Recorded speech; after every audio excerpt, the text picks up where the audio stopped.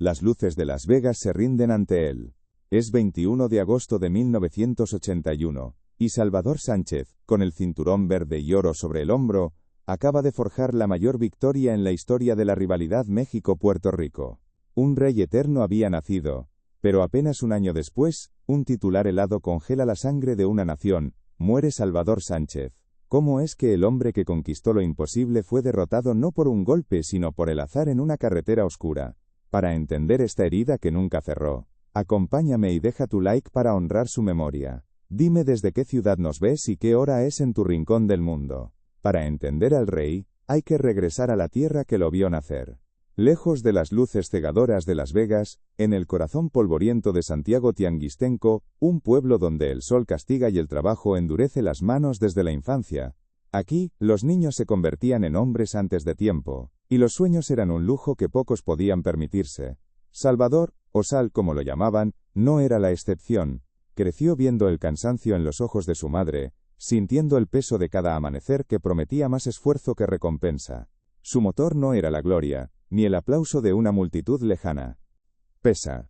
Exige sacrificios constantes, y el mundo del boxeo, insaciable, ya buscaba la siguiente grieta en la armadura del campeón. La encontraron o creyeron encontrarla, en la figura de un joven león africano, un desconocido hambriento llamado Azuma Nelson. La pelea, celebrada en el Madison Square Garden de Nueva York, no estaba destinada a ser una defensa más. Estaba destinada a ser la primera herida. Desde el primer asalto, el aire era diferente. No era la danza cerebral contra Gómez. Esto era crudo, físico, una batalla de voluntades en un espacio reducido. Nelson, con la fuerza de un continente a sus espaldas, no respetaba la leyenda. Lanzaba golpes, con una ferocidad que sorprendió a Sánchez, obligándolo a abandonar su plan de contraataque para entrar en una guerra de trincheras. El público, acostumbrado a la perfección casi divina de Sal, observaba en un silencio tenso. Veían a su ídolo trabajar, sudar, esforzarse como nunca antes. Lo veían recibir golpes limpios que le hacían retroceder, que le robaban el aire. Round tras round, la pelea se convirtió en un castigo mutuo. El rostro de Sánchez, normalmente una máscara de serenidad impasible, mostraba ahora el mapa de la batalla. Un pómulo hinchado, un corte superficial en la ceja, y lo más alarmante, una expresión de agotamiento profundo. Era una promesa, una susurrada al oído de su madre en una de esas noches frías. Un día, te construiré una casa, mamá. Una casa donde no te falte nada. Esa promesa se convirtió en su evangelio, en el fuego silencioso que ardía detrás de su mirada tranquila y melancólica. El campo y el trabajo manual eran el destino escrito para él, pero Sal buscaba reescribir su historia con los puños. El boxeo no fue una elección, fue la única puerta que se abrió en un muro de imposibilidades. El gimnasio, un lugar ruidoso y lleno de sudor, se transformó en su santuario. Allí, bajo la tutela de un entrenador que vio en su necesidad el acero de un campeón, Salvador comenzó a ser moldeado. Cada golpe que aprendía a esquivar, era un reflejo de los golpes que la vida ya le había dado. Cada sesión de entrenamiento hasta el borde del colapso era un pago adelantado por la casa de su madre. Su entrenador no estaba puliendo a un atleta, estaba forjando un arma. La paciencia sobrehumana que años después desesperaría a sus rivales, nació en esas largas jornadas de espera por una oportunidad. Su defensa impenetrable, se construyó con la necesidad de proteger a los suyos, y su contragolpe, frío y letal, era la respuesta silenciosa a años de carencias. Por primera vez, el mundo no vio a un dios del contragolpe sino a un hombre de carne y hueso, con el aliento quemado en los pulmones y la mirada enfocada, pero sin el brillo de la invencibilidad. Cada golpe que conectaba Nelson era un recordatorio brutal de su propia mortalidad. En el 15º y último asalto, Sánchez, recurriendo a las reservas más profundas de su corazón de guerrero, encontró la energía para desatar una última ofensiva.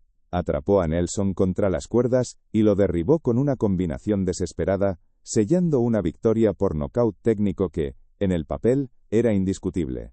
El referee levantó su brazo, y el cinturón permaneció en México, pero la victoria no se sentía como tal. No hubo una explosión de júbilo, sino un suspiro colectivo de alivio. En el vestidor, lejos del rugido de la multitud, el silencio era pesado. Salvador se miró al espejo y no reconoció del todo al hombre que le devolvía la mirada. No era el rey intocable que había desmantelado a Wilfredo Gómez. Era un soldado cansado, magullado, que acababa de sobrevivir a su batalla más dura.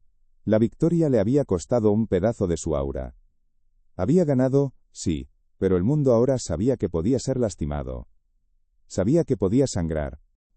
No peleaba con rabia, peleaba con un propósito. Aquel muchacho silencioso de Santiago Tianguistenco no subía al ring a pelear por un cinturón. Subía a pelear por el honor de su apellido, por la casa de su madre, por cada mexicano que sentía el peso del mundo sobre sus hombros. Esa sensación de luchar contra todo y contra todos, de hacer una promesa y mover cielo, mar y tierra para cumplirla, es algo que todos conocemos. Si alguna vez has sentido esa fuerza nacer desde la necesidad, deja un comentario y un like para que esta leyenda nunca sea olvidada. La promesa hecha a su madre ya no era un susurro en la oscuridad de un cuarto humilde. Ahora era un grito de guerra que resonaba en cada gimnasio y arena de mala muerte donde Salvador Sánchez comenzaba a forjar su leyenda. Los primeros combates profesionales no fueron explosiones de violencia, sino clases magistrales de una ciencia brutal. El mundo del boxeo, acostumbrado a los fajadores mexicanos que morían en la raya, no sabía cómo interpretar a este joven silencioso de Santiago Tianguistenco. No venía hacia adelante como un toro, sino que esperaba, estudiaba, y danzaba en el borde del peligro con una calma que helaba la sangre. En el ring, se convertía en un fantasma. Y esa revelación fue como echar gasolina al fuego. Las voces de los críticos y los aficionados se alzaron, ya no con reverencia, sino con una nueva y peligrosa expectación. Si un joven como Nelson pudo llevarlo al límite, ¿qué pasaría contra el legendario Alexis Argüello? ¿Qué haría contra el joven y feroz prospecto que ascendía desde Culiacán, un tal Julio César Chávez? La presión se multiplicó por 1000. Ya no se trataba de defender el título, sino de demostrar que aún era un dios entre mortales. El campeón estaba herido, y un campeón herido solo tiene dos caminos: la cautela o la autodestrucción. Salvador Sánchez, el hombre que nunca retrocedía, estaba a punto de pisar el acelerador. El ring le había mostrado sus límites. La carretera, sin embargo, no prometía ninguno. Suscríbete y activa las notificaciones, porque la curva más peligrosa de su vida estaba justo adelante, y él, cegado por la velocidad de su propia gloria, no la vería venir. La victoria sobre Azumá Nelson no se sintió como gloria, fue un alivio amargo, el suspiro de un hombre que ha sobrevivido a una tormenta que casi lo ahoga. Por primera vez en su reinado, Salvador Sánchez, el dios silencioso de puños de piedra, se sintió profundamente mortal. La corona, antes un símbolo de poder, ahora pesaba como una lápida sobre su cabeza, grabada con las expectativas de una nación entera, y los nombres de los nuevos demonios que lo esperaban: Alexis Argüello, Julio César Chávez. Sus oponentes lanzaban combinaciones furiosas que solo encontraban aire, mientras Salvador, con un movimiento de cintura casi imperceptible, se deslizaba fuera de alcance. Y entonces, cuando la frustración del rival llegaba a su punto máximo, cuando el aliento le faltaba y sus brazos pesaban como plomo, el fantasma se materializaba. No con una ráfaga de golpes, sino con un solo contraataque, un golpe preciso y devastador que nacía del error ajeno. Era un geómetra del dolor, un arquitecto de la derrota. Los narradores lo llamaban un contragolpeador, pero era mucho más. Era un ilusionista que hacía desaparecer la voluntad de sus adversarios. Uno a uno, los nombres en su récord caían, no noqueados por la fuerza bruta sino desmantelados, quebrados mentalmente por un genio que parecía saber qué iban a hacer antes de que ellos mismos lo pensaran. La reputación crecía como un rumor imparable. Había un nuevo rey en la división pluma, uno que no necesitaba hablar porque sus puños recitaban una poesía letal. Y así, la oportunidad llegó. El 2 de febrero de 1980, en Phoenix, Arizona, el mundo vería si el mito era real. El campeón era Danny Little Red López, un guerrero amado por su corazón y su poder de knockout, un hombre que encarnaba la ferocidad. Nadie le daba una oportunidad al retador mexicano, a ese muchacho callado con la mirada melancólica. El mundo quería más sangre, más guerra, y él apenas había recuperado el aliento. Y cuando el peso del mundo se volvía insoportable, cuando el silencio de su propia mente era más ruidoso que el rugido de la multitud, él buscaba refugio. No en el gimnasio, no en los brazos de su familia, sino en la bestia de acero que dormía en su garaje, su Porsche 924 blanco. No era un auto, era un escape, una promesa de velocidad donde las dudas y los miedos no podían alcanzarlo. Era la única adicción que el hombre más disciplinado de México no podía controlar. La adrenalina de la carretera era un eco de la adrenalina del ring, pero sin un oponente, sin reglas, sin un round final. Era una libertad pura y peligrosa. La noche del 12 de agosto de 1982 era una boca de lobo. La carretera federal Querétaro-San Luis Potosí, una cicatriz de asfalto tendida sobre la oscuridad infinita del Bajío. Salvador conducía solo, devorando kilómetros bajo un cielo sin estrellas. Quizás huía de la presión, quizás corría hacia un entrenamiento, o quizás simplemente corría por correr. El motor rugía, una sinfonía de poder que por un momento silenciaba los fantasmas de la última pelea y la ansiedad de las que vendrían. Él era el rey de su propio universo de metal y velocidad, invencible una vez más. Desde el primer campanazo, López fue una tormenta roja, lanzando golpes de poder con la intención de arrancar la cabeza de Sánchez. Pero Salvador no estaba allí. Se movía, absorbía los pocos golpes que llegaban con una resistencia inhumana, y sobre todo, observaba. Veía los patrones, los tics, las aberturas milimétricas en la ofensiva del campeón. Durante 13 rounds, el mundo fue testigo de una cátedra. Sánchez no solo esquivó la tormenta, la domó. Desarmó a López pieza por pieza, con ganchos de izquierda al cuerpo que le robaban el aire y rectos de derecha, que aterrizaban con la precisión de un cirujano. En el round 13, con López exhausto, herido y sin respuestas, el referee detuvo la masacre. El silencio en la arena fue ensordecedor. Luego, el asombro. Salvador Sánchez, el chico de la promesa, era el nuevo campeón mundial de peso pluma del CMB. Con el cinturón verde y oro sobre su hombro, no sonreía. Su rostro mostraba el mismo estoicismo de siempre, la misma calma profunda. Había conquistado la cima, pero para él, esto no era la meta, era solo un paso más para cumplir la única promesa que importaba. El mundo del boxeo estaba en shock. México tenía un nuevo ídolo, un héroe que no gritaba ni alardeaba, un rey silencioso que había demostrado que la inteligencia era el arma más letal. Pero el destino, ese rival invisible y cobarde, no espera una campana para atacar. No avisa. No estudia a su oponente. Simplemente golpea. En una fracción de segundo, la velocidad que lo liberaba se convirtió en su verdugo. Un impacto brutal contra un camión. El sonido de metal retorciéndose como un grito ahogado. El estallido de cristales como lágrimas de diamante esparcidas en la noche. La máquina que era su símbolo de triunfo se transformó en su ataúd. Y después, nada. Un silencio antinatural, profundo, absoluto. El mismo silencio que él había impuesto en Las Vegas sobre los miles de fanáticos de Wilfredo Gómez, ahora se lo tragaba a él, solo, en una carretera desierta. El corazón del campeón, ese motor inagotable que había resistido los golpes más duros de los hombres más fuertes, se detuvo para siempre. La noticia llegó como un veneno lento, reptando por las radios al amanecer. Primero un rumor susurrado con incredulidad, luego una confirmación que nadie quería creer. Salvador Sánchez ha muerto. La frase era un puñetazo directo al alma de México, un golpe bajo del que el país tardaría décadas en recuperarse. El rey había caído. No en el cuadrilátero, no bajo una lluvia de aplausos y con honor, sino en la soledad de la madrugada, traicionado por la misma pasión que lo hacía sentir vivo.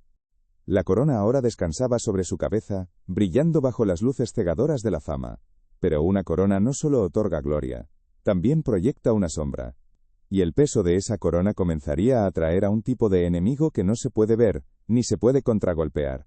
Para entender cómo un hombre tan disciplinado pudo ser seducido por el único adversario al que no podía anticipar, suscríbete y acompáñanos en el siguiente capítulo de esta leyenda inmortal.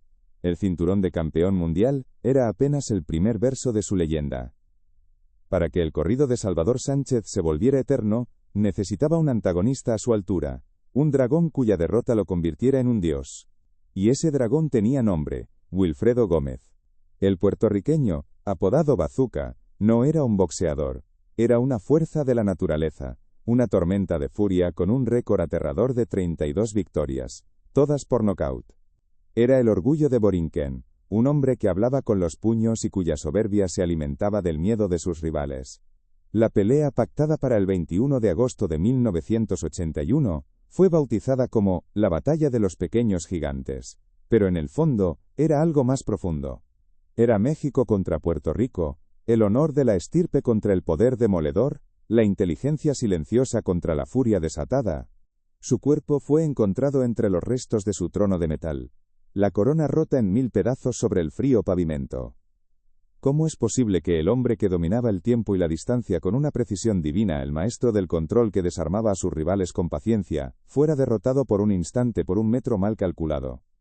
Si sientes el vacío que dejó esta tragedia, si entiendes el dolor de un reinado robado en su momento de máxima gloria, deja un like para que la leyenda de Salvador Sánchez nunca se apague. El silencio que siguió al estruendo no fue un silencio de paz, sino el silencio pesado de un dios que ha caído. En esa carretera federal entre Querétaro y San Luis Potosí, el rugido del Porsche se había extinguido para siempre, y con él, el corazón de México se detuvo por un instante. La noticia no llegó como un susurro, sino como una onda expansiva, un golpe seco que derribó a una nación entera. Salvador Sánchez, el campeón invencible, el guerrero silencioso que había humillado a gigantes, estaba muerto. No había redención posible para su cuerpo, solo para su memoria. Y esa sería la pelea más dura de todas, una que no se libraría sobre el ring, sino en el alma de su pueblo. El mundo entero veía a Sánchez como la víctima sacrificial. Los expertos, los apostadores, la prensa. Todos predecían que el cálculo no podría contener al huracán. Pero no conocían el alma de Santiago Tianguistenco. No entendían que Salvador no peleaba por la gloria, sino por un juramento sagrado. Mientras Gómez prometía un castigo bíblico, Sánchez oraba en silencio, puliendo su estrategia como un artesano pule una navaja. La noche de la pelea, en el Caesars Palace de Las Vegas, el aire estaba cargado con la electricidad de una guerra inminente. El rugido boricua intentaba ahogar el tímido, "sí se puede", de los mexicanos. Desde el primer campanazo, el guión se hizo pedazos. El mundo esperaba que Sánchez, el contragolpeador, esperara. Pero en un destello de genio, hizo lo impensable. Atacó. Antes de que Gómez pudiera lanzar su primer bazucazo, una combinación precisa y brutal de Sánchez lo envió a la lona. El invencible estaba herido. El estadio enmudeció. Lo que siguió no fue una pelea, fue una cátedra de demolición. Salvador se convirtió en un matador, usando la furia ciega de Gómez como el capote rojo. Lo dejaba fallar, lo hacía verse torpe, y luego, con una precisión quirúrgica, castigaba cada error. Cada round era una lección dolorosa. Le desfiguró el rostro, le rompió el espíritu, le robó el alma.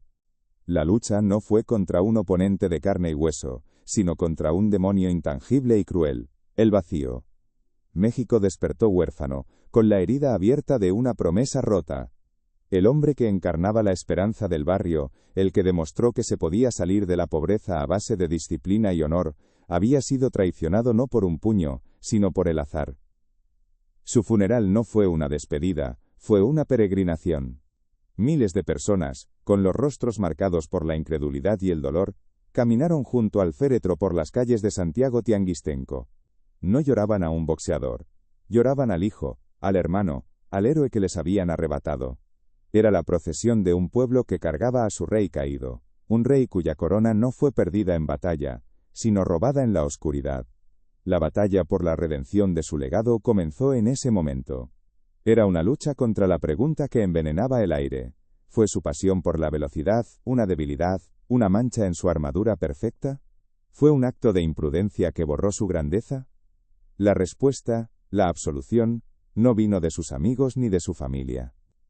Vino del lugar más inesperado, del corazón de la tierra rival. Wilfredo Gómez, el Bazooka, el hombre al que Sánchez había desmantelado en la noche más gloriosa de México, viajó desde Puerto Rico. En el octavo asalto, con Gómez atrapado contra las cuerdas, indefenso y con la mirada perdida, Sánchez desató el golpe de gracia. Una tormenta de golpes que no buscaba el knockout, sino la rendición total. El referee se interpuso, deteniendo la masacre. El silencio fue atronador. El rey había caído. Salvador Sánchez, con los brazos en alto, no solo había defendido su título, había conquistado el alma del boxeo. Había humillado al invencible, había silenciado a una nación, y había hecho que México se arrodillara ante su nuevo héroe. En ese instante, bajo las luces de Las Vegas, Salvador Sánchez no era un hombre. Era la encarnación de la grandeza, el monarca absoluto, el rey del mundo. Su reinado parecía destinado a ser eterno, su trono inexpugnable. Pero en esa cima, donde el aire es tan puro que marea, ¿quién podría imaginar que el único enemigo capaz de derribar a un dios era la parte más humana de sí mismo? El hombre que lo controlaba todo sobre el ring, estaba a punto de descubrir que la velocidad, su nueva amante fuera de él, no pedía permiso ni perdonaba. El eco de la victoria sobre Wilfredo Gómez no se apagó en el Caesars Palace. Viajó a través del desierto, cruzó la frontera y se convirtió en un rugido diferente en las calles de México. No vino a celebrar la caída de su conquistador, vino a honrarlo. Frente al ataúd de su más grande adversario, Gómez lloró. Sus lágrimas no eran de un rival, sino de un guerrero que reconocía a otro. Sus palabras silenciaron cualquier duda. Salvador Sánchez era el más grande, un maestro, un campeón cuya talla trascendía cualquier bandera. Ese fue el momento de la verdadera redención. El reconocimiento de su archienemigo fue el golpe final que noqueó al fantasma de la duda. La lucha ya no era para perdonar su error, sino para aceptar la injusticia del destino.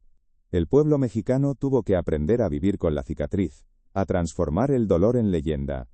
La pelea se convirtió en un esfuerzo colectivo por inmortalizarlo, por congelar su imagen en el tiempo, en el preciso instante de su apogeo, con el cinturón verde y oro ceñido a la cintura, la mirada serena y el puño en alto. Su historia dejó de ser la de un hombre, y se convirtió en un corrido trágico, una balada que se cantaría por generaciones para recordar al campeón perfecto al que la muerte le tuvo miedo en el ring, pero lo emboscó en el camino. Su redención no fue volver a pelear, sino convertirse en el estándar eterno, el que hubiera sido, que inspira y duele a la vez. Un rugido de cromo y gasolina. Porque un rey no solo viste una corona de oro y gloria, también se sienta en un trono. Y el trono de Salvador Sánchez, el nuevo monarca indiscutible del boxeo, era un Porsche 928 de color blanco, una bestia alemana tan precisa y letal como su gancho de izquierda. El muchacho de Santiago Tianguistenco, el que peleaba para construirle una casa a su madre, ahora poseía un símbolo del poder que había conquistado. El dinero, que antes era una herramienta para la supervivencia, se había transformado en un pasaporte a un mundo de lujos y tentaciones. Y entre todas ellas, ninguna seducía a Salvador como la velocidad. En el cuadrilátero, él era el maestro del tiempo, un genio que ralentizaba los ataques de sus rivales hasta convertirlos en movimientos torpes y predecibles. Pero en la carretera, en la soledad de la madrugada, él no quería controlar el tiempo. Quería devorarlo. Aquella pasión por los autos deportivos no nació de la arrogancia, sino de una sed que el ring ya no podía saciar. La gloria era adictiva, pero también pesada. Cada victoria añadía una nueva capa de expectativas sobre sus hombros, la presión de ser el orgullo de México, el hombre que humilló a Puerto Rico, el campeón perfecto. El Porsche era su escape. Su última batalla no fue por un título, sino por su alma en la memoria de su gente. Y la ganó. La ganó, a través del respeto de sus rivales, y el amor incondicional de un país que se negó a dejarlo morir. Ahora te pregunto a ti, que has visto cómo un hombre puede tocar el cielo y ser arrastrado de él en un parpadeo, ¿qué significa realmente ser un verdadero campeón? Deja tu respuesta en los comentarios. El tiempo tiene una forma cruel de convertir a los hombres en mitos, congelándolos en el instante preciso de su gloria para que nunca envejezcan, para que nunca fallen. Salvador Sánchez ya no es un hombre, es un recuerdo perfecto, un campeón eterno esculpido en el ámbar de su apogeo. Se convirtió en el fantasma que persigue cada gimnasio en México, el estándar imposible contra el que se mide a cada nuevo ídolo. Es el eterno, y sí, la pregunta que atormenta el alma del boxeo mexicano. ¿Qué hubiera pasado en una noche de gloria contra Alexis Argüello? ¿Cómo habría sido el choque de leyendas contra un joven y hambriento Julio César Chávez? Nunca lo sabremos. Esas peleas existen solo en el reino de la imaginación, batallas soñadas que nos fueron robadas por un giro de volante en una carretera oscura.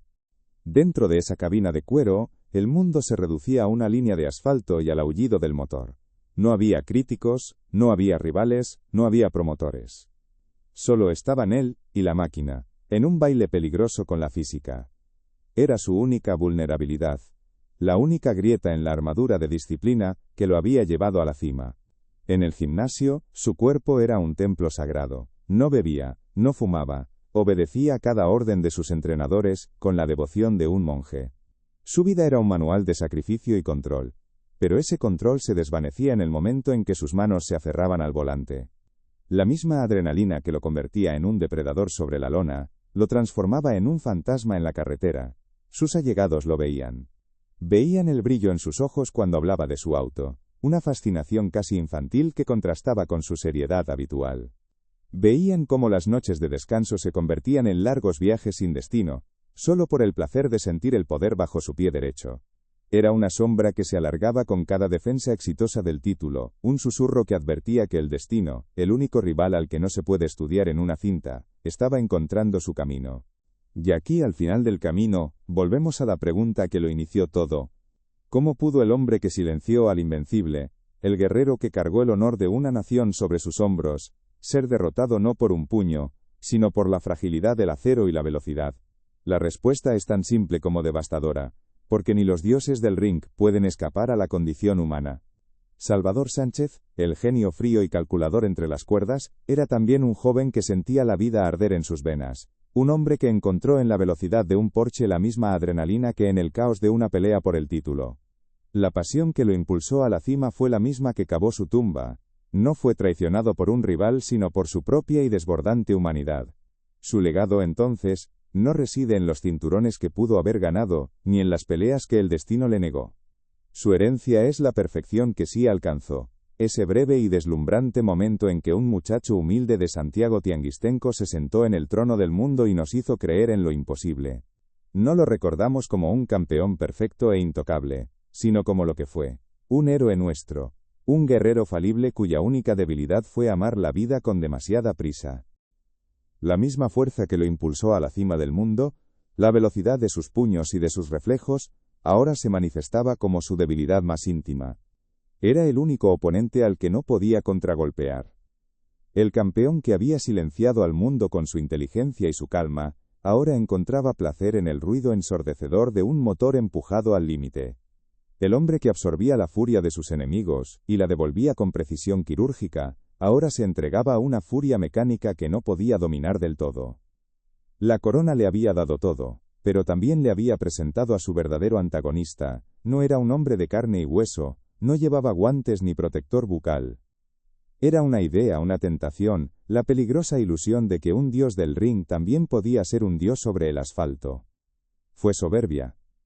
Fue el veneno dulce del éxito que corrompe hasta al alma más pura. O era, quizás algo más simple y más humano.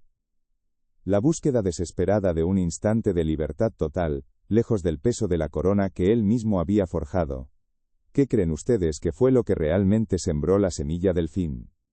El eco de la victoria sobre Gómez todavía resonaba en cada rincón de México, pero la corona de un rey nunca descansa en paz. Y es precisamente por esa herida, por esa humanidad trágica, que su leyenda nunca morirá. La historia de Salvador Sánchez no es un final, es un prólogo. Es el estándar con el que se forjó el espíritu de los campeones que vinieron después. Cada uno de ellos, con sus propias glorias y sus propias tragedias, carga un pedazo de su fantasma. Sus historias también merecen ser contadas. Suscríbete y no te pierdas ni un solo capítulo en la saga de nuestros inmortales.